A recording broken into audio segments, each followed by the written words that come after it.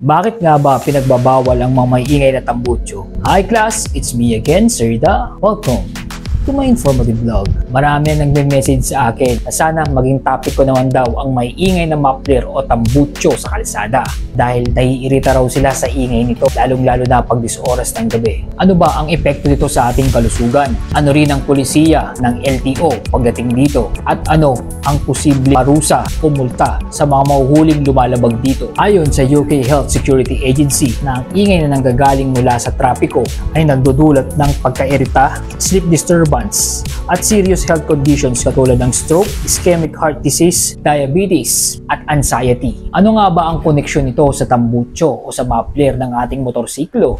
Sabi ng World Health Organization, this is considered as noise pollution dahil sa disturbing sounds na nakakaapekto sa kalusugan ating sangkatauhan.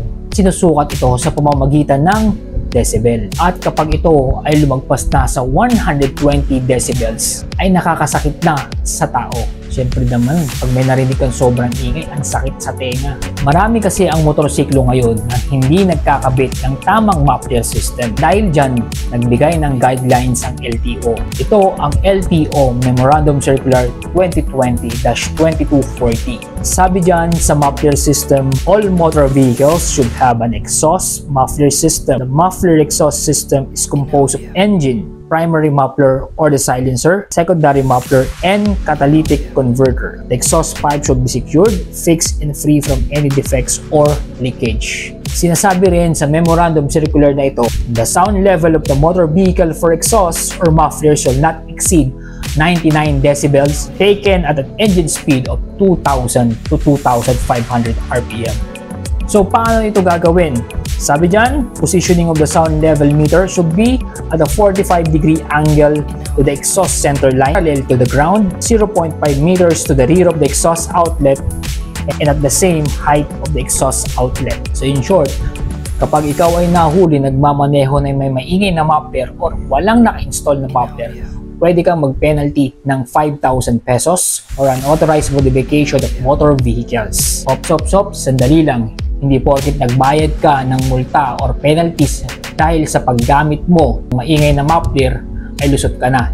Ito ay dadalhin sa impounding area at kailangan mong ibalik ito from the stock muffler. At pagkatapos mong ibalik ito ay magkakaroon pa ito ng re-inspection sa LTO as stated on the LTO Memorandum Circular 2020-2240. Kapag ikaw ay clear na sa re-inspection at nakapag-comply ka na sa requirement, that is the time na pwede mo lang kunin ang iyong maingay na motorsiklo. Hindi na siya maingay, tahimik na. Sana lagi nating tandaan na maging responsable tayo sa kalsada. Maging sensitibo tayo sa mga nakakasabay natin at kailangan nating sumunod sa mga traffic laws and regulations. Ginawa ang batas na ito upang protektahan ang safety ng bawat road users. Sana may natutunan ka ngayon sa aking informative vlog. Huwag mong kalilimutan mag-follow at share. Always remember, road safety matters. Educate, not tolerate. Ano pang hinihintay mo? Ipagkalat mo.